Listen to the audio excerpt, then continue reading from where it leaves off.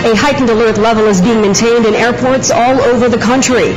This followed the recent terrorist attack at Istanbul's Ataturk Airport in Turkey, wherein 41 people, including 3 suicide bombers, were killed and scores of other people were wounded. Joy Dumatay reports.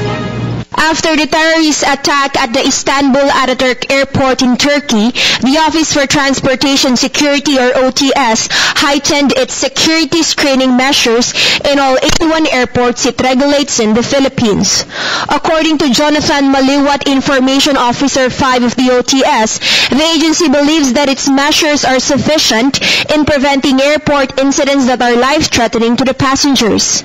Yung pagsasagawa muna ng sa pasahero, yung papasok po sila dun sa walk-through metal detector, no? Ang pinaka-primary purpose po natin kasi dun, baka may mga nakasabit or sa kanilang katawan. Ginagawa din po natin ito, hindi lang sa pasahero, pati ho din sa mga empleyado ho ng paliparan. Kasi hindi po natin masabi yan, yung kung na-advance ba, na kaya yung kahit na ikaw ay empleyado ng paliparan, naka-ID ka man, sasabi mo, so dadaan ka pa rin doon. To further improve airport security, especially in the busiest airports in the country, including Ninoy Aquino International Airport, Boracay Katiklani Airport, and the Cebu Mactan Airport, ODS is continuously conducting employee trainings and upgrading their security screening equipment. Maliwat believes that the full success of security screening measures depends on the cooperation of airport passengers.